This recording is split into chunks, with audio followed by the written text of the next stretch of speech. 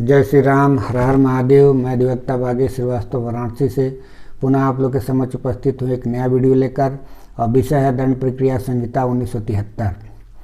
और आज हम चर्चा करेंगे अध्याय 28 और अध्याय 32 के बारे में।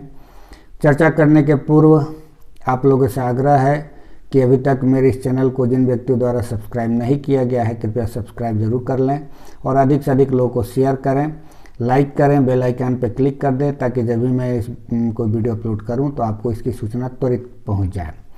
आते हैं विषय पर। विषय चूँकि प्रक्रियात्मक विषय है, इससे प्रैक्टिकल में कोई लेना देना नहीं होता है। चूँकि इसका उच्च न्यायालय द्वारा और सेशन न्यायालय द्वारा इस प्रक्रिया को अपनाया जाता है, किंतु परीक्षा के दृष्टि से इसका महत्व बहुत है। प्री और मेंस में दोनों में क्वेश्चन पूछे जाते हैं। अध्याय 28 को जब हम लोग पढ़ते हैं तो 366 से लेकर के 371 में वर्णन किया गया है, जो बताता है कि मृत्यु दंडादेश के मामले में कैसे उच्च न्यायालय द्वारा पुष्ट किया जाता है। और अध्याय 32 ये बताता है कि उसका क्रियान्वयन कैसे किया जाता है। आते हैं, जब धारा 366 को हम लोग पढ़ते हैं तो उसमें बताया गया है कि जब भी कोई सेशन न्यायालय द्वारा मृत्यु दंडादेश पारित किया जाता है तो कार्यवाही को उच्च न्यायालय को भेज दिया जाएगा कि उसको पुष्ट किया जाए, और तब तक इसका निष्पादन नहीं होगा जब तक कि उसको पुष्ट न कर दिया जाए। और धारा 368 में बातें कही गई हैं कि उच्च न्यायालय द्वारा या तो उसको पुष्ट कर दिया जाएगा, या तो कोई अन्य दंड दे दिया जाएगा, या तो उसको दोषमुक्त कर दिया जाएगा। जैसा भी होगा उच्च न्यायालय की शक्ति असीमित होगा उस मामले में।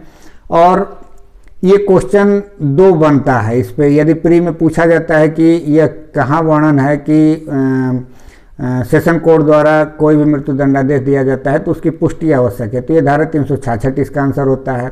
और शक्ति के बारे में पूछता है कि उच्च न्यायालय द्वारा मृत्यु दंडादेश को पुष्ट करने की शक्ति किस धारा में है, तो धारा 368 बनता है। अब इसको पुष्ट करने या बातिल करने या दोषमुक्त करने के पूर्व यदि उच्च न्यायालय को लगता है कोई अतिरिक्त साक्ष्य लेना चाहिए या कोई अतिरिक्त जांच करना चाहिए, तो धारा 367 में ये प्रावधान दिया गया है कि उच्च न्यायालय इस बात के लिए स्वतंत्र है कि वो अतिरिक्त जांच कर सकता है या अतिरिक्त कोई साक्ष्य ले सकता है।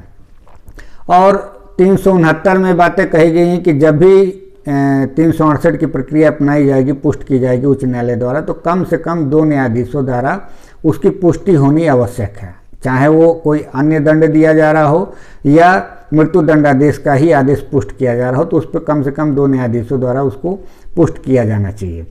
और धारा 370 में एक बात कही गई कि यदि कोई मतभेद की स्थिति आती है तो धारा 392 की प्रक्रिया अपनाई जाएगी। अब धारा 392 में जो बातें कही गई हैं वहाँ पे ये कहा गया है कि यदि कोई अपील में मामला ऐसा आता है कि उच्च न्यायालय के किसी 2 न्यायाधीशों को बेंच द्वारा सुना जा रहा है और समान मत में भिन्न हो जाता है, दोनों का समान मत होता है भिन्न भिन्न, तो फिर तीसरे बेंच के पास, उसी उच्च न्यायालय के किसी तीसरे न्यायाधीश के पास उस राय के लिए भेजा जाएगा को अपनी राय दे, और उस पर उसका जो मत होगा तो फिर 2-1 के बहुमत से उसको पुष्ट मान लिया जाएगा।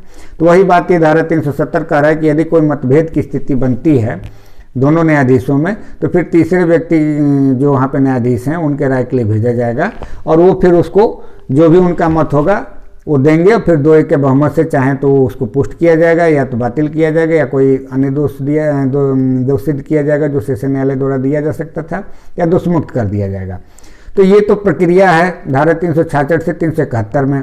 और 371 में ये कही गई है कि जब पुष्ट कर दिया जाएगा या जो भी हो बातिल किया जाएगा या कोई अन्य दंड दिया जाएगा तो उस बात की पत्रावली भेज दी जाएगी सेशन कोर्ट को, इस बात को सूचना कि आप अब इसमें जो आगे की कार्रवाई करनी हो। तो फिर वो धारा 413 से लेकर के 416 तक की प्रक्रिया अपनाते हैं। उसमें वारंट जारी किया जाता है। यदि मृत्यु दंडादेश पारित किया गया है तो फिर उसको 413 में उसको वारंट इशू किया जाएगा सेशन न्यायालय द्वारा। और इस एक रिलेवेंट धारा इसमें है धारा 354 का उपधारा 5। उसमें एक कहा गया है कि किसी भी व्यक्ति को यदि मृत्यु दंडादेश दिया जाता है तो उसमें ये लिखा जाएगा कि उसको फांसी पर तब तक लटकाया जाए जब तक कि उसकी मृत्यु न हो जाए। ये इसलिए कहा गया है क्योंकि यदि उसको केवल फांसी पर लटकाने का ही दंडादेश दिया जाएगा तो फिर फांसी गले में लगा के फिर उसको निकाल दिया जाएगा, एग्जीक्यूशन हो जाएगा। तो ये चूँकि उसका पर्पज यही होता है कि उसको तब तक लटकाया जाए जब तक कि उसकी मृत्यु न हो जाए। तो ये बात धारा 354 के उपधारा 5 में दी गई है। अब एक बात आती है कि उच्च न्यायालय द्वारा जब इसका पुष्टि किया जा रहा है और उसी दौरान पता चलता है कि अभियुक्त महिला है और वो गर्भवती है, तो क्या उसको फांसी दी जाएगी कि नहीं? तो इसके बारे में धारा 416 बताता है कि नहीं, उसका लघुकरण कर दिया जाएगा और उसको आजीवन कारावास में बदल दिया जाएगा। तो ये प्रक्रियात्मक बातें हैं जो कि आप लोग को भी समझ में आई होगी, और जिन व्यक्तियों को ज़्यादा समझना है वो अध्याय 32 और अध्याय 28 को बेयर एक्ट में ज़रूर पढ़ लें, उसमें कमेंट्री भी होगी, कमेंट्री भी पढ़ लें।